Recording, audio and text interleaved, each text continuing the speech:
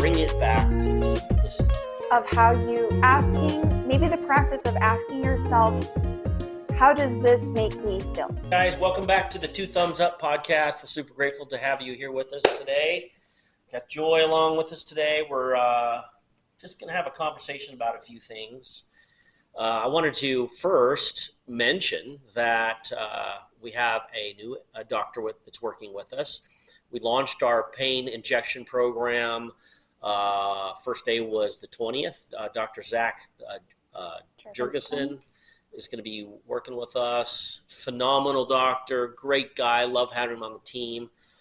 It's going to work really, really well with the orthopedic things we do, with our physical therapy, as well as a lot of the acute injury stuff we do. So super excited to have that. Yeah, we felt like with that, what we were missing was we were referring people out for pain injections, and because they were feeling better with the pain and the inflammation, they didn't think that they needed to continue with their physical therapy. So really, ideally, they work together hand in hand. You reduce the pain and inflammation so then the person can do the movements to strengthen the area.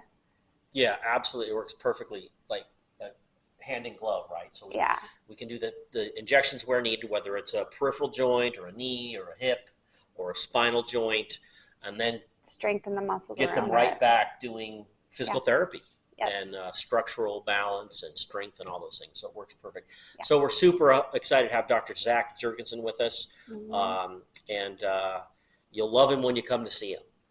What else? Oh, we are seriously now considering opening another location in North Layton, up in Davis County. That's going to be happening ideally this year. So fast. Yeah, things are super good, huh? Yeah. We're having fun. Works great. Yeah, we do have a lot of fun. We're excited for it. We're excited about the future, what we're doing. Our concussion program has really blasted off. Mild to moderate traumatic brain injury. Getting great results with that. Yes, we are. Seeing a lot of patients, a lot of people. Yeah. So excited about lots of stuff. So how are you? What's new in your life? Good. Learning the balance of life. Yeah. How's that going? Yeah. Some days better than others. Right. So one thing that I was thinking about today is, it's kind of a Pandora's box. It's a broad idea or thing to talk about. But I'm driving down the road today, and after my yoga class, and I'm feeling great, and I'm looking at the sky. If you folks take a moment and look outside today, the sky is beautiful. We got these beautiful fluffy white clouds. You can see the Wasatch Front.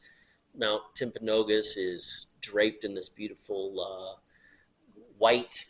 She's draped in this beautiful white gown. If you don't know the story of Mount Timpanogos, look it up. It's a beautiful story about, it's an Indian legend, and I'm not going to tell you to it today because I will probably ruin it. However, it's a beautiful story, and that mountain literally sits behind us here on the Wasatch Front here in Pleasant Grove, Utah. But, I'm driving down the road, and there's this question that we talk about all the time, and people that are involved in healthcare, and actually there's a lot of emphasis on this nowadays on social media, and it's about health. And, I asked myself the question, well, what is health? And then I asked Joy the question today, what is health? Yeah. And what were some of the things you said? Some of the things that came up for me was health is how I feel. And based on how I feel, I would say, I'm healthy when things are in balance. Yeah. But it's more than that. It's a whole recipe of the physical, the mental, the emotional, spiritual. There's so many aspects. And then even inside of that, like mental. What does it mean to be mentally healthy? Yeah, what does the word mental even mean? Good question. Very good question. Of the mind. Yeah. Mental means of the mind. But then we talk about our thinking brain, and we talk about mental health. But how are those two things the same, or how are they different? And so the way I look at it is like this. I have my emotional, spiritual health, and then I have my mental health. But what's my thinking health? Like the things that go through my brain when I feel out of balance, that the fears that rise up or the frustrations that rise up, and that's what I call thinking, right? Mm-hmm. But as I begin to balance those, like you said, balance, it becomes mental. But it started with me getting centered here. And so getting centered here allows my thinking brain and my intuition brain come to a state of mental clarity. And we call it mental health, but it's really, to me, it's mental clarity. Yes? Yes. Is that what you would say? Well, yeah, I was going to say, so if somebody's listening to our conversation and they're listening to what you're saying, when you're unbalanced and in your head of thinking, that to you means fear-based or limiting beliefs, or like I can't, or I'm afraid of, or is that what you mean when you say? Yeah, that voice, that energy, that constant, when it's present, and it absolutely keeps me out of balance. Yeah. And so there's tools, right? Yeah. There's tools that I go do yoga, I do all these things, but to me, it gets me out of that. And then my thoughts, after that's balanced, become clear and focused and abundant. And there's this beautiful balance between having that incessant what if game to having clarity mentally, and then the thoughts become expansive. So it goes from limiting, like you can't do this, or what if this doesn't work out, or the limiting. And in that moment when you have those, for example, what do you do to come back? Ooh. One of my favorite and easiest things is going outside barefoot. Mm-hmm. And now that's a little challenging when it's really cold outside. Or fun. Yes. Yeah. Is it? No. But in the summertime, it's fun because it feels refreshing and it's so you go out and go do grounding, earthing, is right. Very, very. It's an easy tool for me just to hurry and tap into my heart. How about exercise? Exercise is a very big one. Gets me grounded. Stretching. Even if I stretch and breathe. Stretch and breathe. When I can breathe and focus on expanding just my gut to full and then letting it go, that's a big reset. And what does that do? What do you feel when that happens? It feels like I'm at let's say a 10, like everything feels so too much. Overwhelmed. Overthinking. Boom, boom, boom. And then the breath pauses that. And then as I let it go, it's quiet. So it creates quietness inside of me. And what you just described, I love, because there's actually a physiological response to that, which is you go from this heightened state of sympathetic fight or flight, right? To parasympathetic, I am calm. Yeah. I am peaceful. I'm amazing. I am abundant. I am free. All of those things, yes? Right, which is, it allows those thoughts to come in. It's so crazy before that I can't hear the positive. Yes. So it's a tool that's powerful. As you do that, and at what point, now that you're conscious of the things the thoughts that aren't working, the thinking that's not working, and you've learned these tools, what has been the result that you've experienced? I feel I have control over me. over my state of being. Yeah.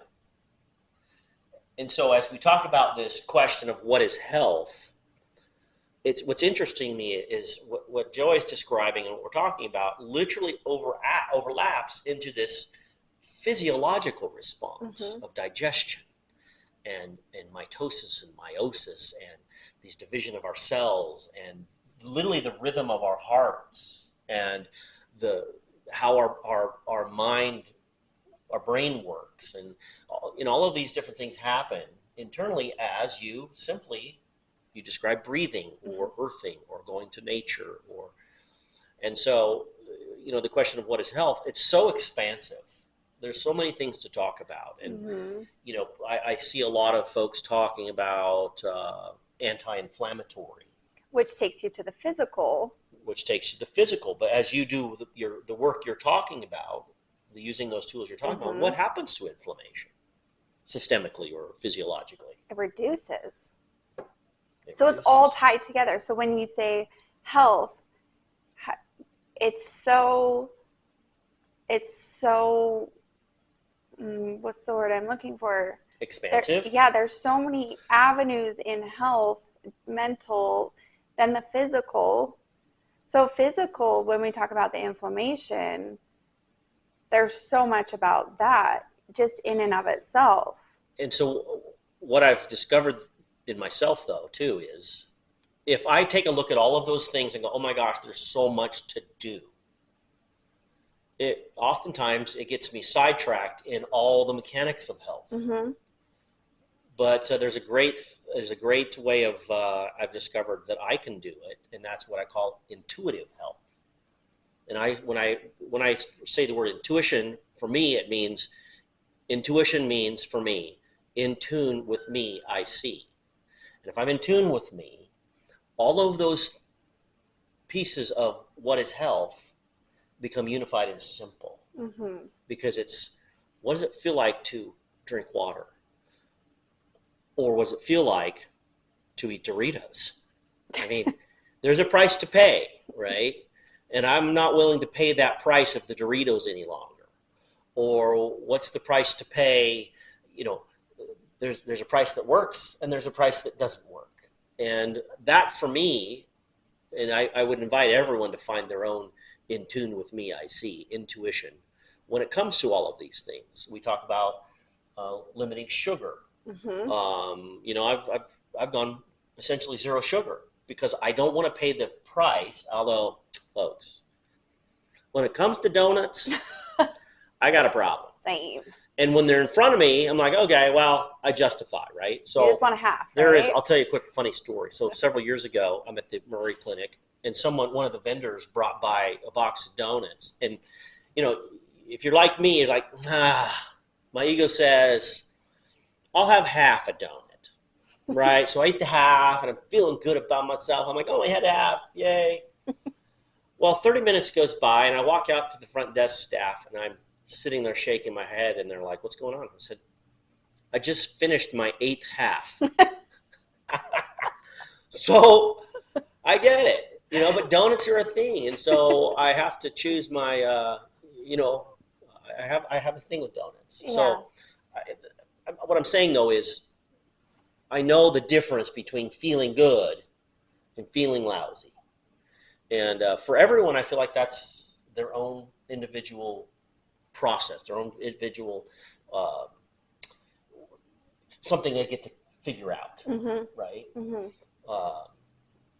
So to make it simple, to make health simple, what would you do to keep it simple? You have mental, you have physical, you have emotion, you have spiritual. To keep it simple and to be able to do it in a way that doesn't cause excessive sympathetic stress, and keep it parasympathetic and balanced. What would you say about that? I would have to say whatever feels right for me. Balanced. Like my own balance is going to look different than your balance. Yes. Based on how I feel and how I want to feel, and then going for it. Yeah. And so what I do love about being in healthcare and what we do is, and we've talked about this with our practitioners, is doctors and healthcare providers, they actually have really great information to share. And it's not discounting what they know whatsoever. It's information. And what I love is to share the information and then allow the patient or the person that's hearing the information decide for themselves. Mm-hmm. You're empowering them. Yeah, because whether, for example, if someone does their vestibular homework after home exercises, after they've had a concussion, here's some information that may assist you. Whether they do them or not is entirely up to them. Yep. And so that's what I love is like, wait, we're not here to fix anyone. We're here to share information and to give them the choice to see if it works for them. And if it's not working, we're open to maybe doing some things different. That's when healthcare, in my opinion, becomes fun, becomes empowering for the practitioner and empowering for the patient. And for the way I see it, that keeps health simple. Because there's no have-tos and there's no dogma and it's like, I know more than you. All of that crap goes out the window. And it's just this relationship between two people saying, hey, let's give this a go. Yeah. Because, you went to school and you studied the body in ways I never did. So understanding the body and having a conversation with me, if I'm feeling something and I come to my doctor and I'm talking to my doctor and I'm sharing it, my doctor may see it in a way that I am not understanding and be able to translate what my body is trying to say. Yeah. And I think that that's where the power comes, is sharing, hey, that sounds like your kidneys are doing this, and then I get to take a look at what I'm doing to irritate the kidney. Yes. And that's going to be in the daily practice of what I eat, what I drink, how I sleep. Am I taking care of all of the different pieces? And when that happens, the word that you're describing to me is it creates accountability. Yes.